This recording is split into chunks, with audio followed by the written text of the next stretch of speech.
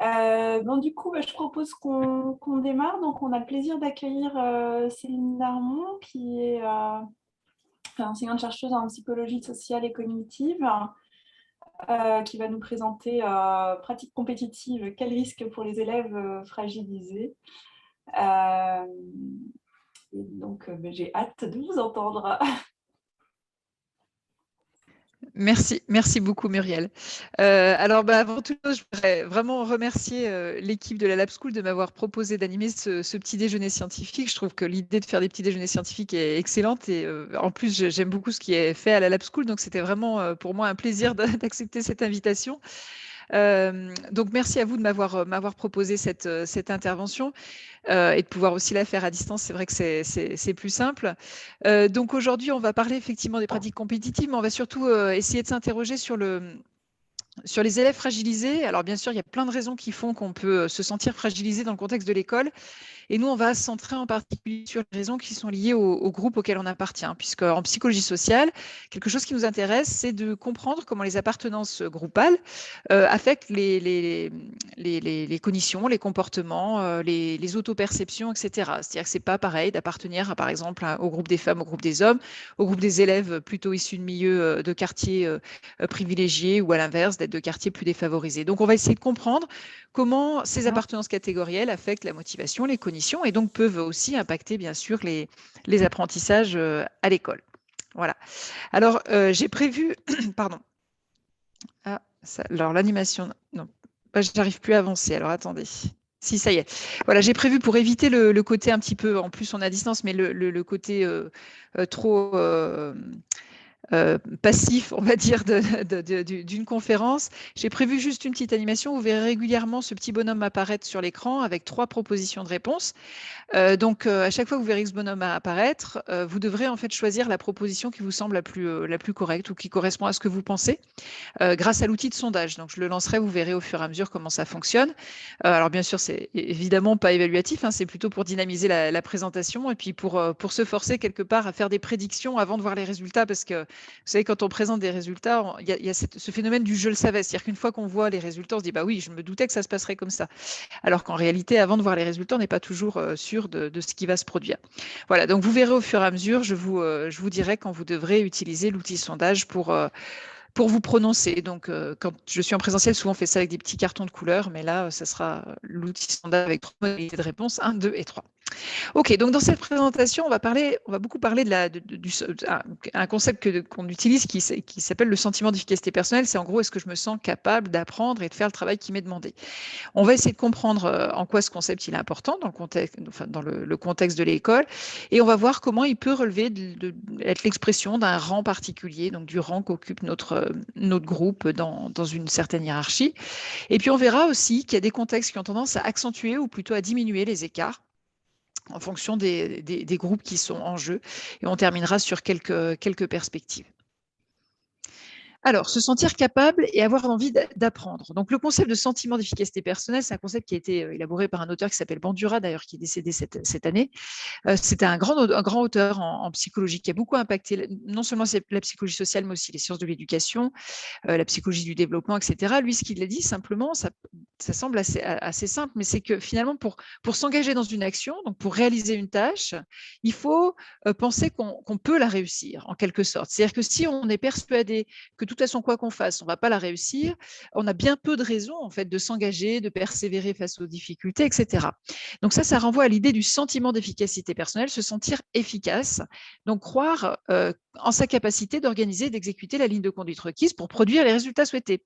Ça ne veut pas dire qu'on pense tout de suite, quand on a un fort sentiment d'efficacité, ça ne veut pas dire qu'on pense tout de suite qu'on va réussir, ça veut juste dire qu'on pense qu'avec des efforts et du travail, on est capable d'y arriver. D'accord?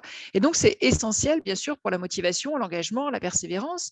Et d'ailleurs, les recherches ont montré un lien très consistant avec les performances, avec les efforts, avec les capacités d'autorégulation. Donc là, ça renvoie à tout ce qui est j'arrive à m'organiser dans mon travail, je sais comment planifier les choses, etc.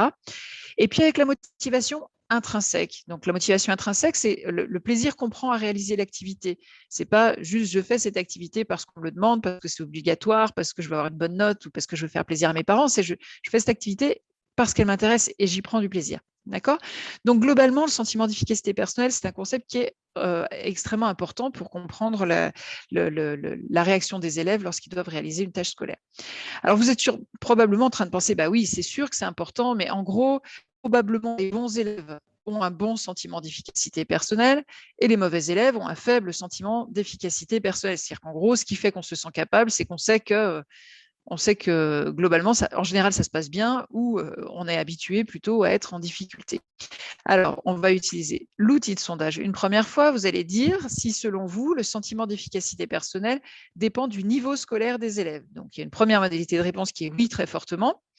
Oui, deuxième, oui, mais relativement peu. Troisième, non, il est indépendant du niveau. D'accord? Donc, je lance le sondage. C'est donc le premier. Céline, je me permets une question. Oui. Le niveau au sens Niveau scolaire. Bon, moyen, pas au sens terminal, CP. Ah oui, oui, pardon, oui, vous faites bien de préciser. Non, je pensais au niveau scolaire, effectivement. Est-ce qu'on est plutôt bon élève ou plutôt mauvais élève? Bon, mais c'est bien, on a déjà une vue d'ensemble. Alors, bon, on voit qu'effectivement, les prévisions que vous faites sont partagées déjà. Donc, il y en a plusieurs, la majorité qui dit, bah oui, très fortement, effectivement, si on est bon élève, on va plutôt développer un sentiment d'efficacité personnelle élevé. Il y en a 2 qui sont un peu plus modérés, enfin 4 qui sont plus modérés, puis 2 qui pensent que non, les 2 sont indépendants. En réalité, c'est la réponse 2, c'est-à-dire qu'il y a bien un lien entre le sentiment d'efficacité personnelle et le niveau académique, le niveau scolaire, mais en fait, il n'est pas si élevé que ça. C'est-à-dire que la corrélation entre les deux, on pourrait presque imaginer qu'elle est de quasiment 100%, enfin qu'elle est quasiment de 1, une corrélation parfaite, c'est 1, dans le sens où on pourrait se dire, bah oui, c'est le niveau de l'élève qui va déterminer s'il se sent capable par la suite ou pas. En fait, non, la corrélation, elle est autour de 0,30, 0,40, donc elle est finalement assez modérée. Ce qui veut dire que même si le niveau scolaire impacte le sentiment d'efficacité personnelle, il y a aussi tout un tas d'autres facteurs qui vont l'impacter. Et à niveau scolaire équivalent, il y a des élèves qui vont développer un bon sentiment d'efficacité personnelle, alors que d'autres auront un plus faible sentiment d'efficacité personnelle. D'accord? Alors, hop, je referme. Donc, puisque tout ne s'explique pas par le niveau scolaire, la question que les chercheurs se sont posées, c'est quels sont les autres déterminants? J'arrive plus à avancer, si ça y est, on va y arriver. Voilà. Quels sont les autres déterminants? Donc, d'où ça vient ce sentiment d'efficacité personnelle? Qu'est-ce qui fait qu'on se sent capable ou pas d'apprendre? Et nous, un déterminant qui nous intéresse, comme je l'ai évoqué tout à l'heure, c'est les groupes auxquels on appartient. Puisqu'en réalité, ce que montrent les recherches, c'est que en fonction du statut des groupes, on ne va pas développer les mêmes dispositions, pour reprendre un terme bourdieusien, c'est-à-dire qu'on ne va pas développer les mêmes motivations, le même sentiment d'efficacité personnelle, les mêmes capacités d'autorégulation, etc., etc. Alors, en gros, on va, pour l'exercice, imaginer que cette échelle représente la société, en fait, avec en haut de l'échelle les personnes qui sont les plus privilégiées, qui ont les meilleurs emplois, mieux rémunérés, les meilleures maisons, etc., qui vivent dans les quartiers les plus favorisés, et tout en bas de l'échelle, à l'inverse, ceux qui sont les plus défavorisés dans la société. D'accord? En fait, ce qu'on sait, c'est qu'il existe, on vit dans une société qui est marquée par d'importantes inégalités, et donc il existe une hiérarchie entre les groupes que les gens connaissent relativement, hein, et les enfants apprennent assez tôt quelle est cette hiérarchie. Et ce que montrent les recherches, c'est que à niveau équivalent, et j'insiste là-dessus, c'est-à-dire que quand on contrôle dans l'analyse le niveau scolaire des élèves, hein, c'est-à-dire qu'on compare des élèves qui globalement ont à peu près les mêmes performances, hein. Donc, à niveau équivalent, les individus qui appartiennent plutôt à des groupes qui sont en haut de l'échelle vont avoir plus de probabilité de développer un bon sentiment d'efficacité personnelle, des bonnes capacités d'autorégulation, une bonne estime de soi. Donc, l'estime de soi, ça renvoie plutôt à la valeur qu'on s'attribue en tant que personne, hein. Est-ce que je pense que je suis quelqu'un de bien, en gros? Le sentiment d'appartenance à l'école, c'est le sense of belonging, c'est en gros, je me sens à ma place à l'école. D'accord? Et à l'inverse, ils vont moins avoir de probabilité de développer des formes d'anxiété, de peur d'échouer, et donc des formes de motivation qui peuvent représenter un frein aux apprentissages. Donc, il y a bien un lien qui existe entre le statut des groupes auxquels on appartient et des traits qu'on pourrait considérer comme des traits individuels, hein. On pourrait se dire, il y a des gens qui sont comme ça, il y en a d'autres qui sont comme ça. Oui, mais en fait, si on est comme ci ou comme ça, c'est aussi parce que, par exemple, parce qu'on est une fille ou parce qu'on est un garçon, ou c'est parce qu'on vient d'un quartier ou qu'on vient d'un autre quartier, ou ainsi de suite. D'accord? Donc, à niveau équivalent, il y a bien des écarts qui s'observent entre les différents groupes. Pourquoi? Déjà, parce qu'en fonction des groupes, il y a des attentes différenciées. Donc là, ça renvoie notamment à la notion de stéréotype. Il y a plein de croyances partagées socialement sur ce que sont, ce que valent les différents groupes dans la société. Et donc, il y a des attentes différentes, mais il y a aussi une forme d'intériorisation des attentes. C'est-à-dire que quand on évolue dans un groupe, on en vient finalement à développer des perceptions de soi qui matchent, qui correspondent à ce qui est attendu pour les gens de notre groupe. D'accord ? Je vous présente quelques illustrations. Donc, celle-ci, c'est une étude qui est assez ancienne, mais qui a encore d'actualité, puis qui, je trouve, illustre assez bien les effets d'attente sur les jugements scolaires. Donc, c'était une étude qui avait été faite sur des adultes. On demandait à des adultes d'évaluer, d'estimer le niveau scolaire d'une petite fille qui s'appelait Anna. Et dans un premier temps, on montrait cette petite fille. Il y avait une première vidéo qui était diffusée aux participants. On montrait cette petite fille qui jouait dans une cour. Voilà. Et en fonction de la condition expérimentale, donc soit c'était une cour d'immeubles assez grise, on devinait qu'elle était d'un quartier plutôt populaire, soit elle était autour d'un petit pavillon avec beaucoup de verdure et on voyait des jolies villas à côté. D'accord ? Donc, bien sûr, elle faisait exactement la même chose, mais c'était le contexte qui changeait. Donc, ce qu'on voulait générer avec cette vidéo, c'était des attentes qui correspondaient au milieu d'origine de la fillette. OK, ça, c'est la première partie. Ensuite, dans une deuxième partie, en fonction de la condition expérimentale, les auteurs allaient montrer un deuxième film d'Anna ou pas. D'accord ? À la moitié des sujets, on montrait ce film. Là, il n'y avait qu'une seule version du film. On voyait la petite fille qui était en train de réaliser des exercices. Elle était en situation de test et c'était assez difficile sur la base de cette vidéo de dire si elle y arrivait ou si elle n'y arrivait pas. Enfin voilà, elle était concentrée, elle réalisait son travail. OK, bon, OK, résultat assez ambigu. Donc la moitié des participants ont vu le film, le deuxième film, et l'autre moitié n'a pas vu ce deuxième film.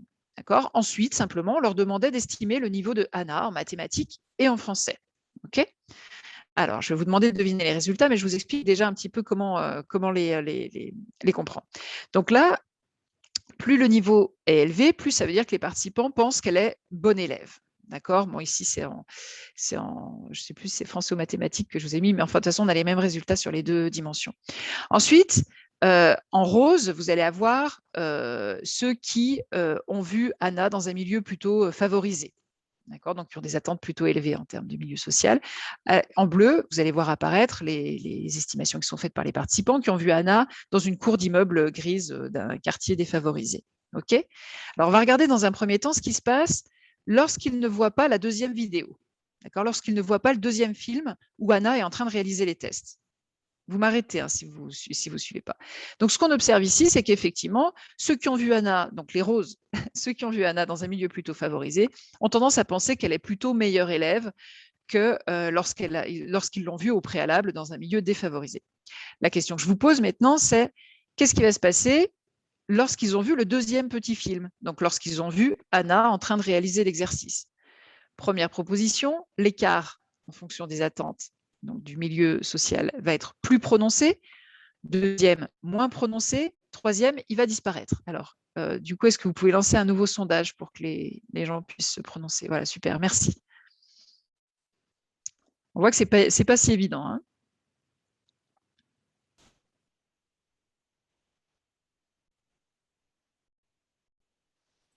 C'est partagé les réponses. Ah, c'est partagé, puis ouais, c'est partagé, ça bouge, ça évolue. Donc, je pense que c'est en train de se stabiliser. Voilà, 90% ont participé. Donc, je vois que la réponse majoritaire est le choix. Et en fait, vous avez raison. C'est-à-dire qu'on peut faire des prédictions assez différentes dans le sens qu'on peut dire, ma fille, ils ont vu la petite fille réaliser le test. Donc, ils ne se basent pas sur leurs attentes. Ils vont se baser sur ce qu'elle a fait dans le test pour évaluer. Et en même temps, ce qui se passe, c'est que finalement, les attentes, donc le premier film, c'est un petit peu comme des lunettes qu'on leur a mis sur le nez. C'est-à-dire que ça donne un cadre interprétatif qui fait qu'ensuite le deuxième film, est interprété au regard de ces attentes. Et en fait, ce qui s'est passé, c'est que donc l'écart est plus prononcé. Attendez, hop, je reprends la main sur. Voilà. Ce qui s'est passé, c'est que l'écart est plus prononcé parce qu'en réalité, quand ils ont vu le deuxième film, ils ont eu l'impression qu'ils disposaient d'assez d'informations pour pouvoir évaluer la fillette selon son niveau réel. Et donc, ce qui s'est passé, c'est comme la situation était un peu ambiguë, ceux qui l'avaient vue dans un milieu favorisé se sont dit, elle travaille bien, elle est sérieuse, donc ça doit être vraiment une bonne élève. Alors que ceux qui l'ont vue au préalable dans un milieu plutôt défavorisé ont interprété cette situation ambiguë en disant, on voit bien qu'elle a des difficultés, on voit bien qu'elle est obligée de faire beaucoup d'efforts, que c'est compliqué pour elle. Et donc, finalement, le fait de voir le deuxième film a en quelque sorte légitimé les jugements qui sont stéréotypés. D'accord? Donc, il y a bien une accentuation des écarts quand on leur donne une information que eux considèrent comme étant une information qui permet d'effectuer un jugement objectif. D'accord? Donc, il y a bien un effet d'attente et un effet d'attente, bien sûr, indépendamment de la volonté des juges, hein, ici des évaluateurs qui essayent, bien sûr, de ne pas tenir compte du milieu social d'origine des enfants. OK, donc bon, ça, c'était des évaluateurs adultes, très bien. On peut se dire que finalement, les enfants sont à l'abri de ça, parce que les enfants ne connaissent pas toutes ces histoires d'origine sociale, etc. Donc, je vous pose à nouveau la question. À votre avis, à partir de quel âge les enfants ont-ils des attentes différenciées en fonction de l'origine sociale de la cible? C'est-à-dire à partir de quel âge les enfants pensent qu'un élève qui vient de milieu défavorisé est un moins bon élève qu'un élève qui vient de milieu favorisé? Donc, nouveau sondage, merci.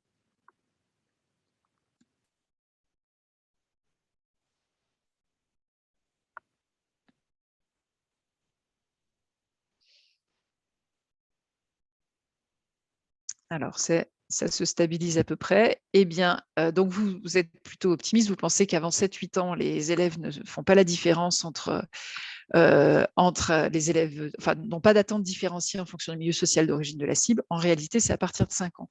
Hein, on commence à voir apparaître des effets à partir de 5 ans. C'est-à-dire que très rapidement, globalement fin de maternelle, très rapidement, les élèves comprennent que lorsqu'un élève est présenté comme de milieu défavorisé, on a des raisons de penser qu'il sera moins bon élève que si ce même élève est présenté comme venant de milieu favorisé. Je vais vous présenter une illustration, une étude qui a été faite relativement récemment. Voilà.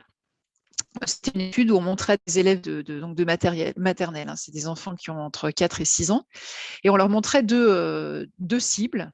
Alors là, je vous ai mis un exemple, mais il y en a plein d'autres, hein, mais là, c'est l'exemple où on voit que la cible de gauche a un cartable un peu usé, des gants un peu sales, voilà, elle n'est pas coiffée très proprement, alors que l'élève de droite est coiffé de manière très nette, a des gants tout neufs et a un sac avec plein de poches. Et donc, bon, là, ils ont joué là-dessus. Il y a d'autres cibles où on associait leur lieu d'habitation et on voyait que c'était une maison plutôt favorisée, défavorisée, etc. Donc, on montrait aux élèves de maternelle, on montrait ces deux cibles. On disait, ben, laquelle aimes-tu le plus? Puis après, on leur disait, laquelle, à ton avis, a le plus de chances de donner une réponse juste à un exercice? Donc, on estimait à la fois l'appréciation de cet élève, le jugement qui était fait de sa valeur en tant que personne, et en même temps sa probabilité de réussite. Et ce qui a été obtenu par les auteurs qui ont fait cette étude-là, c'est que les cibles présentées comme étant de statut socio-économique élevé, donc là, la petite fille qui a le sac avec plein de poches, mais c'est aussi celle qui habite dans une jolie maison, etc., sont préférées. Globalement, elles sont plus choisies à la question « laquelle aimes-tu le plus ?» Et par ailleurs, on associe plus facilement ces cibles à la réussite que les cibles présentées comme étant de bas statut socio-économique. D'accord? Il y a un écart significatif au hasard. Donc, on voit bien que globalement, les élèves, même tout petits, font la différence entre les deux et font des attributions en fait qui correspondent aux stéréotypes. D'accord? Alors, je vous pose à nouveau une question, nouveau sondage. Bon, bien sûr, dans les participants de cette étude, il y avait un petit peu tout. Il y avait des élèves issus de milieux favorisés, il y avait des élèves issus de milieux défavorisés. D'accord? Et donc, à votre avis, cet effet, c'est-à-dire cette préférence pour les élèves, enfin pour les cibles présentées comme de milieux favorisés, est-ce qu'elle s'observe plus fortement chez les enfants de statut socio-économique élevé, plus fortement chez les enfants de statut socio-économique bas, ou alors indépendamment du statut socio-économique des élèves?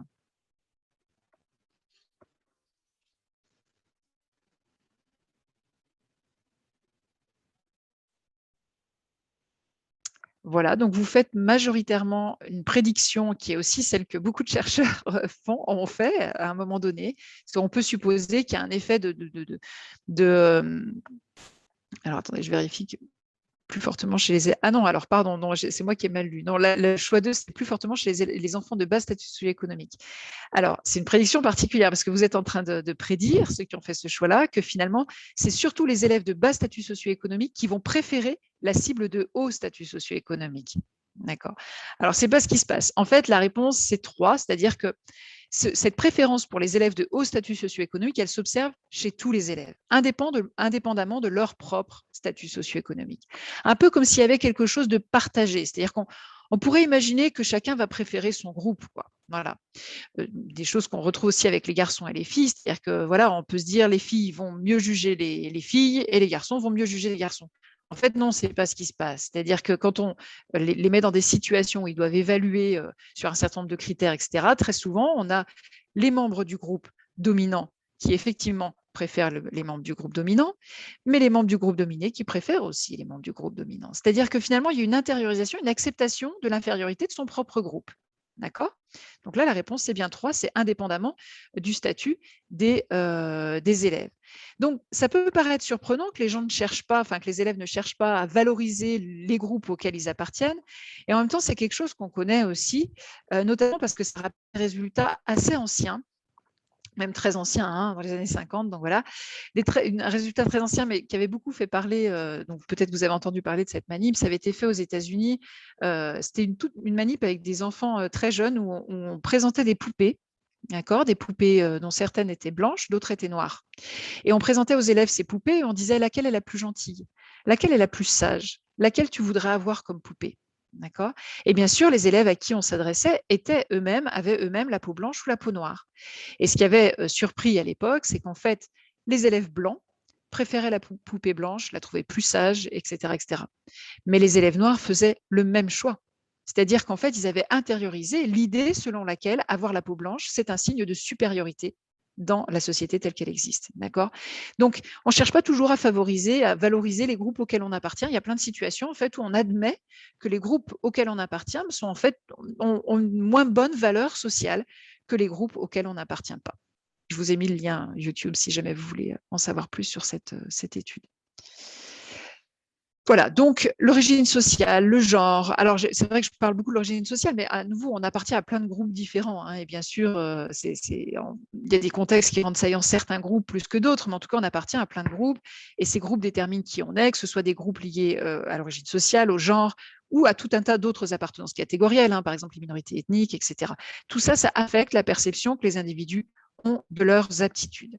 Je vous présente à nouveau quelques résultats de recherche qui confirment ces effets-là, notamment une étude qui a été faite sur le lien entre la classe sociale et l'estime de soi. Cette étude me semble importante parce que l'estime de soi, c'est au-delà du sentiment d'efficacité personnelle, c'est vraiment la valeur que je m'attribue en tant que personne. C'est je pense que je suis quelqu'un de bien. Ou alors, tout bien considéré, je considère vraiment que je suis un raté, quoi. Enfin, les items sont vraiment de cet ordre-là, donc c'est dur. Hein. Et puis bon, c'est une question qui est importante aussi parce que les recherches ont montré qu'avoir une bonne estime de soi, c'est fondamental et qu'avoir une trop faible estime de soi, c'est lié à tout un tas de dysfonctionnements psychologiques, hein, y compris pathologiques. Donc globalement, ce qu'ont montré ces auteurs, c'est que la classe sociale dite objective, c'est-à-dire donc le niveau de rémunération, le niveau d'études, tous ces indicateurs-là affectent l'estime de soi. Il y a bien un lien entre les deux et que ça, c'est médiatisé. Donc, au sens statistique du terme, ça veut dire que ça s'explique par la perception d'être d'un rang inférieur. En gros, si je suis de milieu défavorisé, enfin si je suis de classe sociale plutôt basse, je pense que je suis d'un rang inférieur aux autres et c'est ce qui explique que je me sens, que j'ai l'impression que je ne suis pas quelqu'un de bien. D'accord. Donc, il y a vraiment quelque chose qui relève de l'intériorisation des stéréotypes de classe. Une autre étude maintenant qu'on avait réalisée, donc cette fois en France, sur des élèves de CM2, on avait mesuré leur sentiment d'efficacité personnelle scolaire. Donc, allez, je pense que je suis capable de. Là, on l'avait fait en français, en mathématiques en particulier. Donc, sur des CM2, c'était des items du type je pense que je suis capable de résoudre les exercices de type, etc. Je pense que je suis capable de réussir ma dictée, etc. Donc, on mesurait le sentiment d'efficacité des élèves et on a bien vu qu'effectivement, le sentiment d'efficacité était important parce qu'il médiatisait, là, à nouveau, il expliquait le lien entre l'origine sociale des élèves, donc on avait la profession des parents, et leur performance. Là, je vous ai mis en mathématiques, on a la même chose en français. En gros, il y a bien un écart de performance, c'est-à-dire que ceux qui ont des parents qui exercent des professions plutôt de milieux favorisés réussissent mieux les exercices, ont une meilleure performance aux évaluations. C'est des évaluations de type évaluation nationale. Hein. Ils réussissent mieux que ceux qui viennent de milieux défavorisés et que cet effet passe par le sentiment d'efficacité personnelle. Autrement dit, c'est parce qu'ils se sentent moins capables de réussir qu'ils réussissent moins bien. D'accord ? Donc, il y a bien quelque chose qui relève des conceptions, des représentations et qui ont pour effet d'accentuer des écarts qui existent. Je veux dire, on sait qu'ils existent, les écarts de classe sociale, c'est un grand classique. On sait que ces effets existent, mais on voit bien que la perception que les individus se font de leurs propres capacités explique en grande partie cet effet. Un autre exemple, cette fois sur des groupes un petit peu différents. Donc là, cette fois, c'est les hommes et les femmes.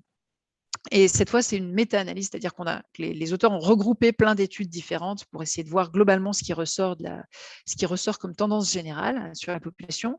Donc, il y a énormément de sujets. Et donc là, c'était des jeunes de 14 à 16 ans. Et on a regardé, en gros, donc l'effect size, c'est la taille des faits, c'est à quel point c'est déterminant. Donc la relation entre le fait d'être un garçon ou une fille et le score à des évaluations mathématiques. La confiance en soi en mathématiques, donc des items du type, enfin assez proche du sentiment d'efficacité personnelle d'ailleurs, la valeur qu'on attribue aux mathématiques, le niveau d'anxiété en mathématiques et le sentiment d'efficacité en mathématiques. En gros, ce qui intéressait les auteurs, c'était de savoir s'il y avait une différence entre les garçons et les filles sur l'ensemble de ces facteurs-là. Dans ces facteurs, il y a deux choses, bien sûr, il y a ce qui relève du score, donc de la performance en mathématiques, hop là, voilà. Et puis ce qui relève plus des aspects perception, quoi. Voilà. Indépendamment du score, est-ce que je pense que je suis capable ou que je ne suis pas capable, est-ce que je me sens plus anxieuse, etc., etc. Et donc, je vous demande de faire la prédiction, là, à votre avis. Est-ce que les auteurs ont obtenu un effet de genre donc, sur les performances en mathématiques, sur les perceptions, sur les deux? Notez que je n'ai pas mis la modalité de réponse sur aucun des deux, mais j'aurais pu.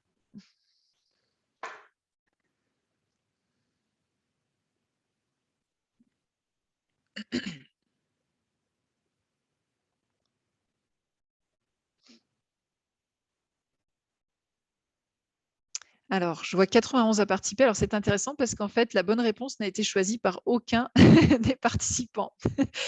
En fait, c'est seulement sur les perceptions. C'est-à-dire que globalement, quand on regarde au niveau des performances, attendez, je ferme le sondage pour pouvoir, voilà.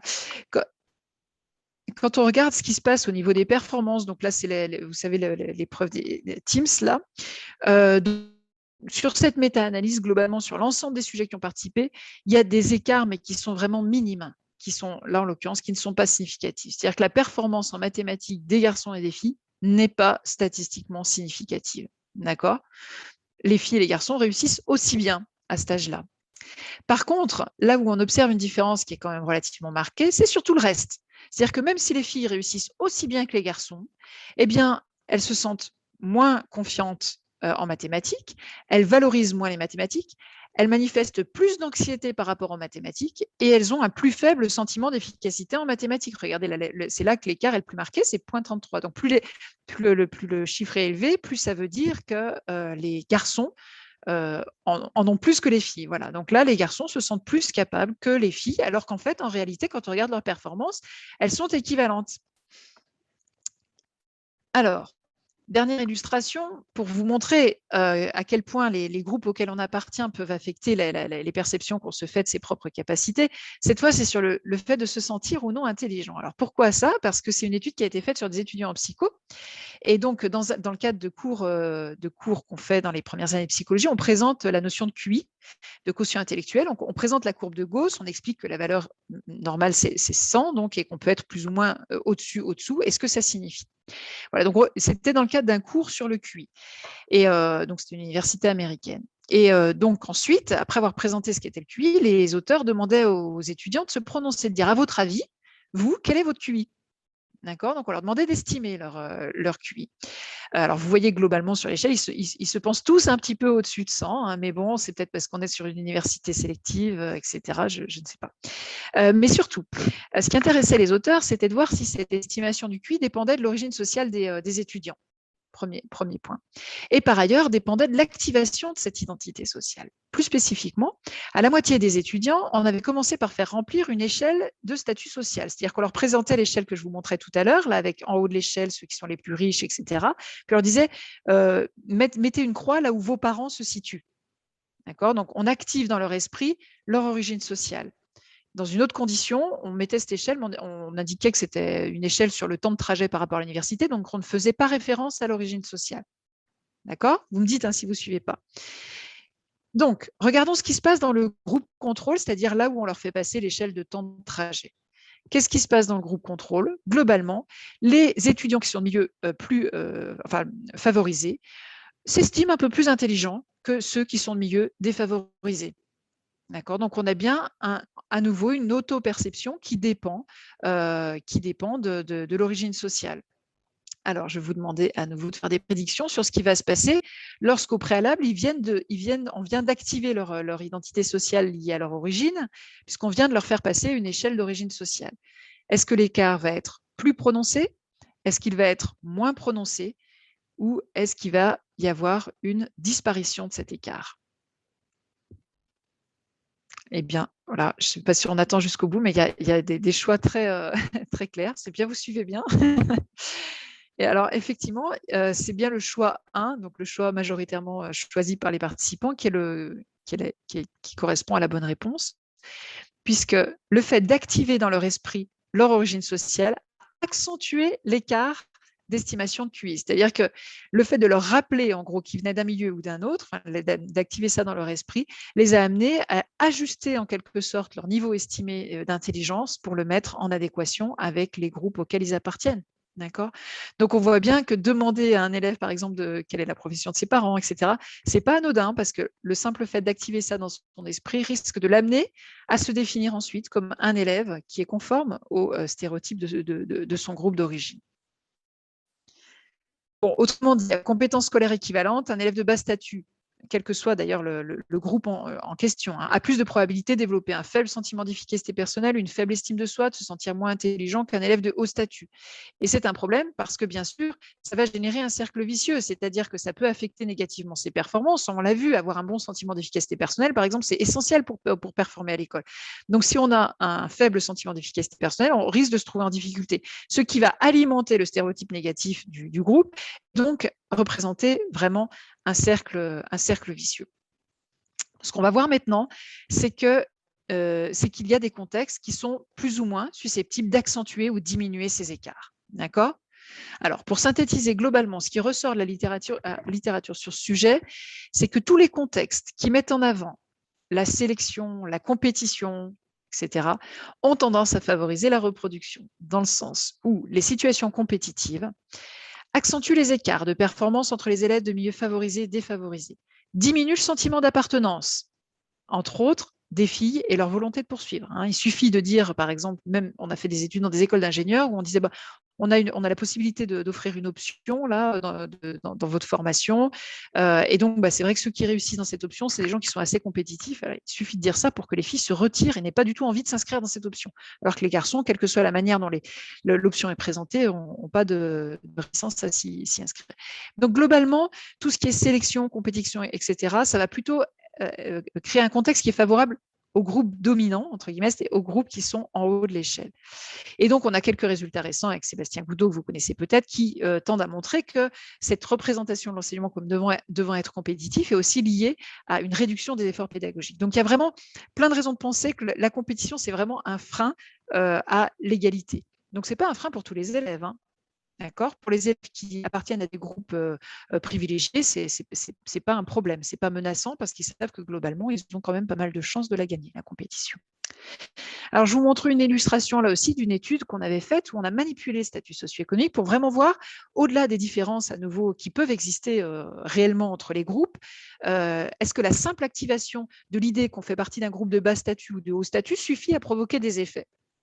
Donc, dans cette étude, on a manipulé les consignes. Donc, la moitié des participants lisaient comme consigne, vous devez essayer de mieux réussir que les autres. Consigne compétitive de base, voilà. On comparait ça à un groupe contrôle, donc l'autre moitié des participants qui n'avaient pas cette consigne compétitive. C'est extrêmement simple. Ensuite, on va faire une tâche c'est les matrices de Raven que vous connaissez peut-être. C'est une tâche qui est utilisée souvent pour mesurer le raisonnement, donc notamment dans les tests d'intelligence fluide. Okay. Donc la tâche consiste à trouver la case manquante, c'est des exercices de difficulté graduelle. Ok. Alors, surtout dans cette étude, contexte compétitif ou pas compétitif. Ok. Et surtout dans cette étude, on voulait manipuler le rang perçu des individus, c'est-à-dire qu'on allait utiliser de la comparaison sociale. On amenait les participants à se comparer à des gens qui sont tout en haut de l'échelle ou tout en bas de l'échelle. Alors, par exemple, on leur disait, voilà, ce que je vous ai tout à l'heure, imaginez que ça représente les gens dans la société, cette échelle, etc., etc. Donc, pensez maintenant à ceux qui sont tout en bas de l'échelle. Il s'agit des individus qui sont les moins bien lotis, ceux qui ont le moins d'argent, le moins bon niveau d'études, etc. Pensez maintenant à vos différences avec ces personnes. Vous pouvez faire l'exercice, vous verrez que ça marche très bien. D'un coup, vous allez vous sentir un peu plus riche. D'accord? C'est un effet de contraste. C'est des effets de psycho assez connus. Donc, le fait de penser à ces différences avec les personnes qui sont tout en bas de l'échelle nous amène à nous penser temporairement comme étant de relativement haut statut. D'accord? Et à l'inverse, quand on demande aux individus de se comparer à quelqu'un qui est tout en haut de l'échelle, faites l'expérience là aussi, vous allez voir tout d'un coup, vous allez sentir que finalement, vous n'êtes pas si riche que ça. Donc, il y a bien sûr, il y a le statut réel, mais ce statut réel, en fait, ça reste quelque chose de très subjectif et il est susceptible de varier en fonction des cibles auxquelles on se compare.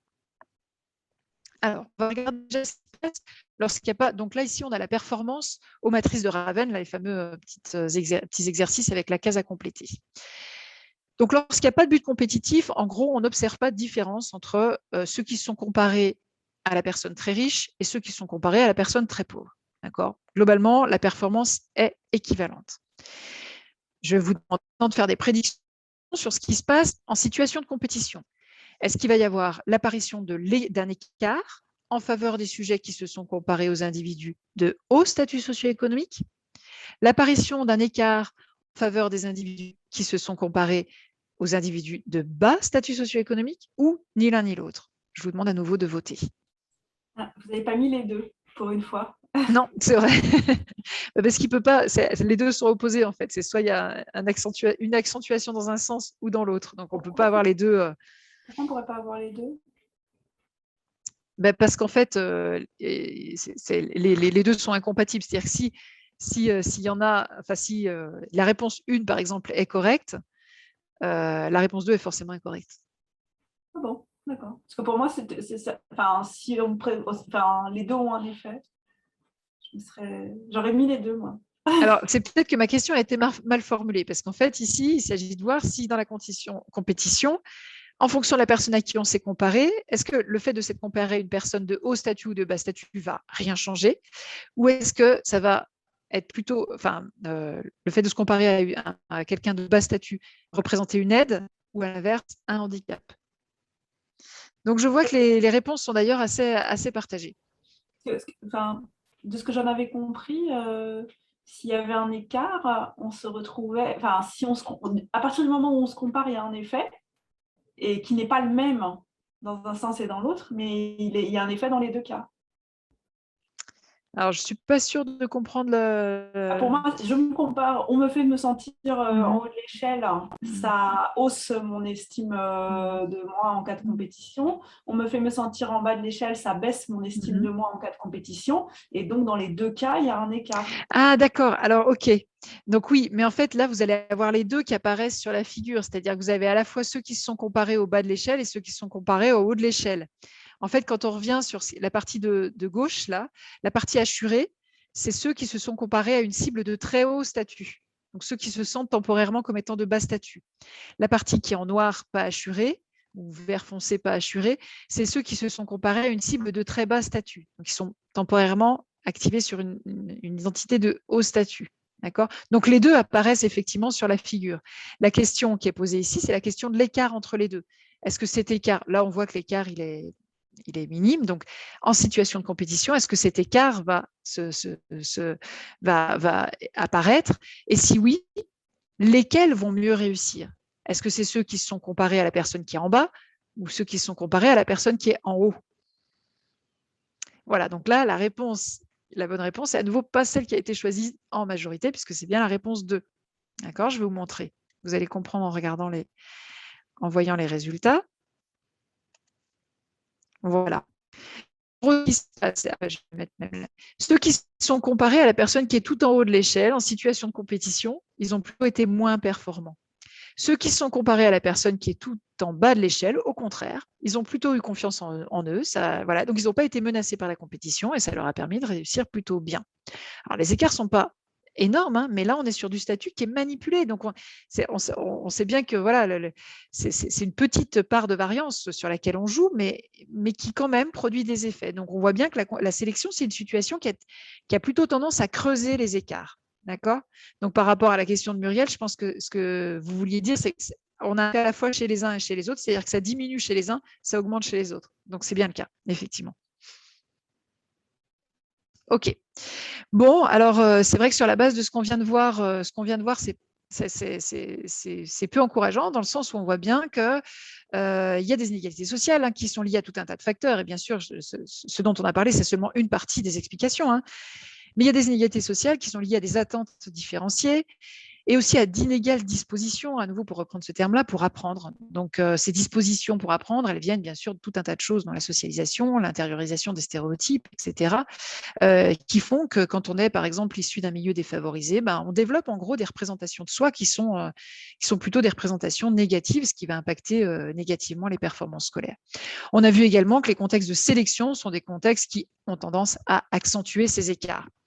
Et là, vous allez me dire, parce que j'imagine qu'à la Lab School, la compétition, ce n'est pas du tout la norme, et vous allez me dire, mais alors pourquoi la compétition? Pourquoi se fatigue-t-on à créer des contextes compétitifs alors qu'il n'y a aucune raison de le faire, en fait? L'école devrait être là pour se soucier de la réussite de tous, en fait. On n'a pas. Pourquoi la sélection? Pourquoi la compétition? Tout le monde devrait réussir. D'ailleurs, ce qu'on nous dit, c'est qu'il faut amener tout le monde au socle commun de connaissances. Donc, on ne devrait pas faire de sélection à l'école. Alors, pour mettre en perspective ce que je vais vous présenter, en fait, ce qu'on pense, c'est qu'il existe des enjeux qui vont bien au-delà des motivations des enseignants, en fait. C'est-à-dire que l'école, elle a un rôle particulier dans la société. D'accord? La société dans laquelle on vit, elle est marquée par des inégalités, hein. Ça, c'est une réalité. C'est-à-dire que, par exemple, lorsqu'on est médecin, on gagne plus d'argent, ou lorsqu'on est ingénieur, on gagne plus d'argent que lorsqu'on est laveur de carreaux, hein. Ça, c'est une réalité. Okay, il y a des écarts qui existent entre les groupes.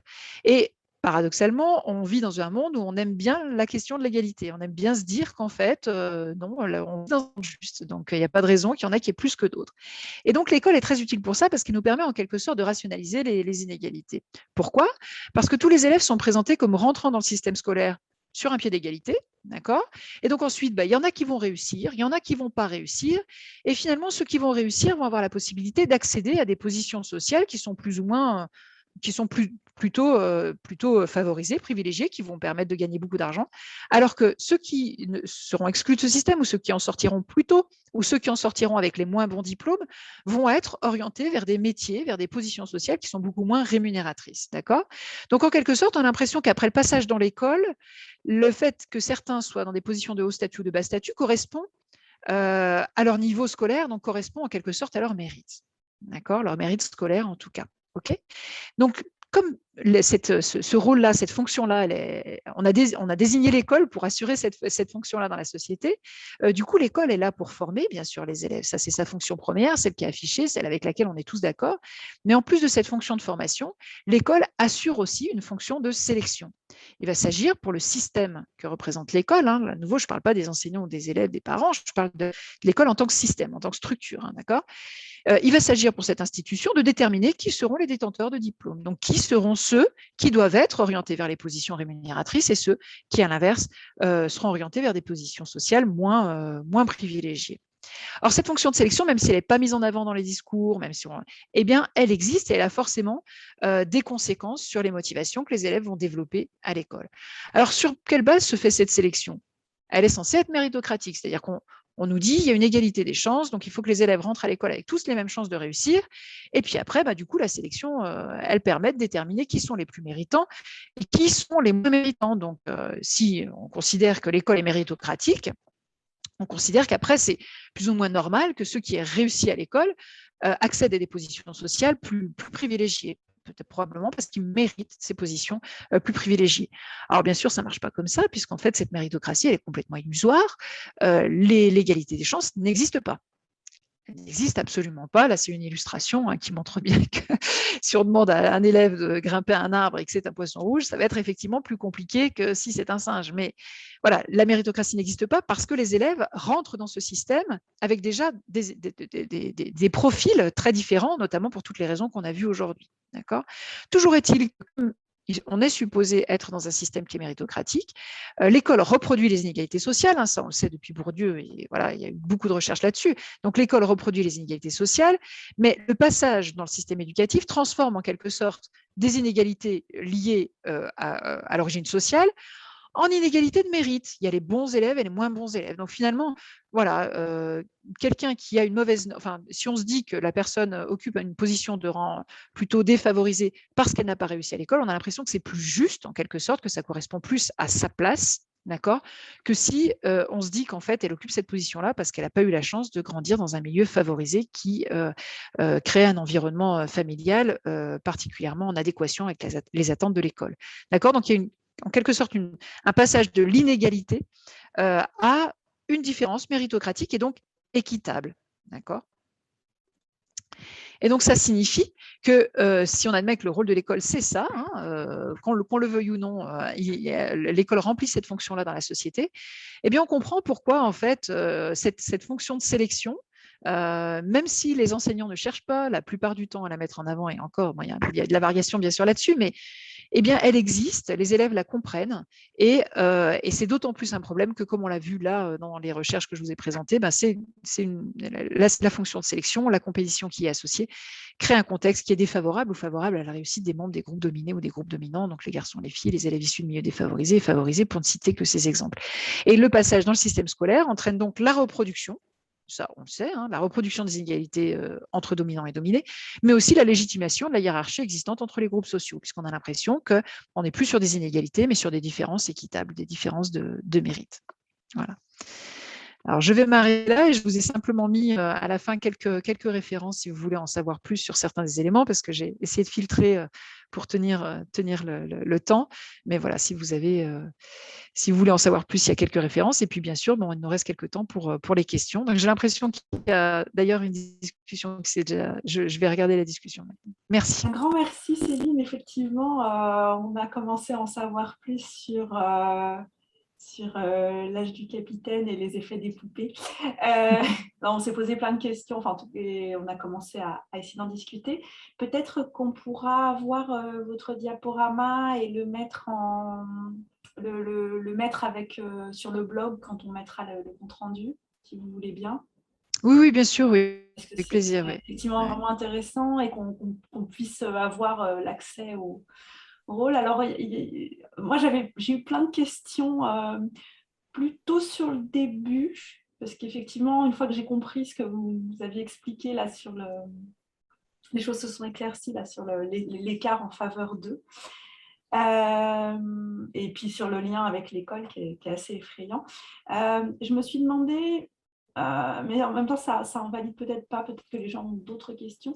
Je me suis demandé ce que j'appelle la part âge du capitaine, c'est-à-dire que vous connaissez l'expérience de l'âge du capitaine, j'imagine, hein, on vous dit 3 personnes descendent, 5 montent, etc., etc. Puis les gens cherchent une réponse logique et donc finissent par additionner, soustraire, et si ça donne un truc qui pourrait être un âge, répondre que c'est l'âge du capitaine, alors que ça n'a aucun rapport. Et donc, je me suis demandé sur, quand notamment on donne la vidéo d'Anna, quelle est la part âge du capitaine, où on cherche une réponse. Et pareil, je me suis demandé la part d'habitude qui, de mon point de vue, n'invalide pas les résultats par ailleurs. Je suis complètement convaincue par les autres expériences, mais quelle est la part de... on a l'habitude que les poupons soient blancs, c'est la couleur la plus commune en magasin, en tout cas. Et donc, quel est le fait que ce soit l'habitude qui fait qu'on y accorde de l'importance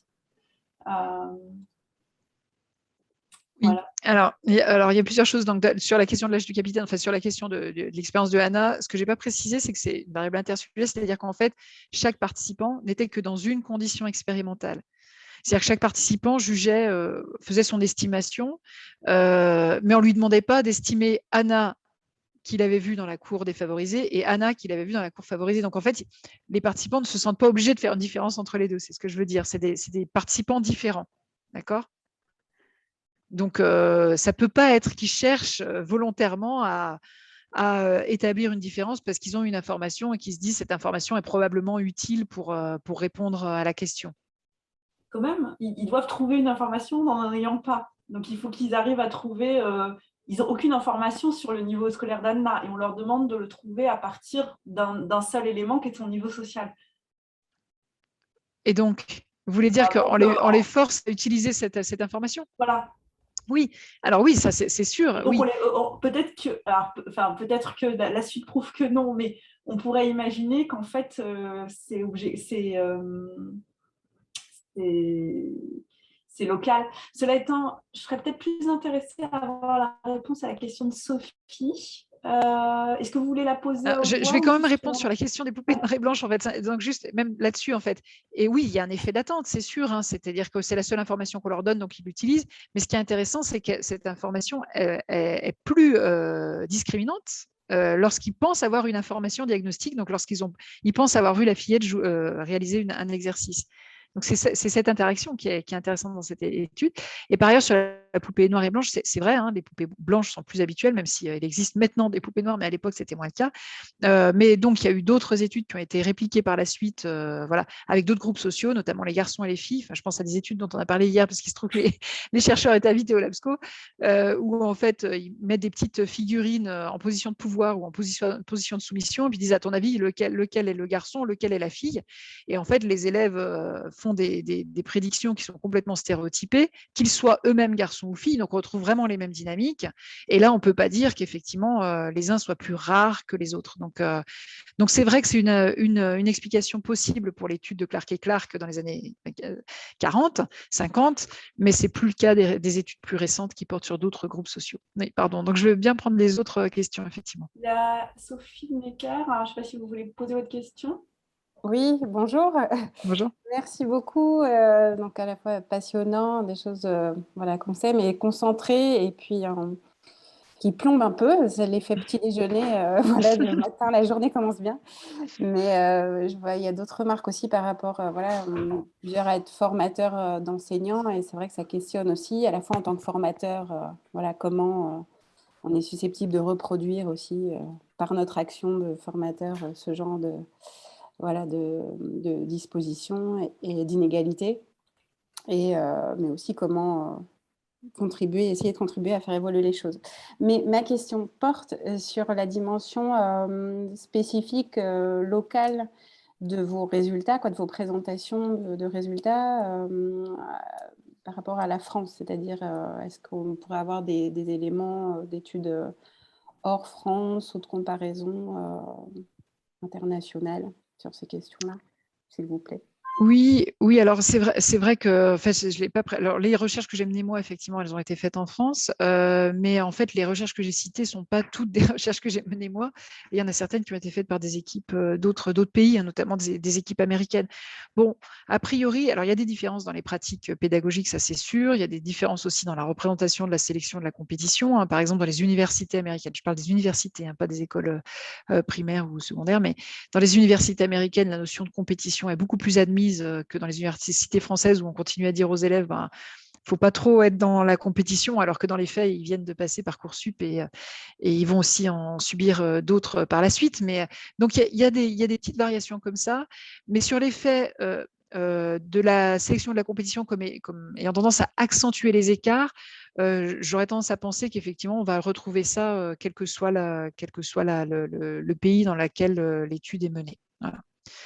Donc, il faudrait faire des études pour le vérifier, bien sûr, mais oui, il y a peu de raisons de penser que les mécanismes soient différents dans d'autres pays, en fait, sur l'activation de la sélection. Ce qui peut varier, c'est peut-être le niveau voilà, d'acceptation sociale de la valeur de sélection, enfin, de la sélection ou de la méritocratie, de choses comme ça. Mais après, sur l'effet accentuateur, je ne sais pas trop si ça se dit, de la sélection ou de la compétition sur les inégalités, ça, je pense que vraiment, où qu'on soit, on aura l'effet dans ce sens-là. On a vraiment peu de raisons théoriques de penser que l'effet puisse aller dans un sens différent. Mais effectivement, il faudrait le vérifier. Après, nous, les travaux sur lesquels on se base, on se base sur la littérature internationale. Hein. On ne se base pas uniquement sur des recherches qui ont été faites en France. Eh ben, grand merci. Il est 10 heures, donc on va s'arrêter là. Et je vois Pascal qui met un petit cœur. Hein. Merci Pascal. Merci à toi. L'effet petits applaudissements de fin de session. Donc un grand merci Céline, c'était passionnant et puis j'espère qu'on aura le plaisir de vous réécouter bientôt et puis puisque vous avez accepté d'être enregistré, ce sera diffusé prochainement. Voilà, mais je souhaite à tout le monde une bonne journée. Avec plaisir, merci à vous. Et puis oui, je Merci vous beaucoup, Céline. ferai passer le PowerPoint. Merci. À très bientôt.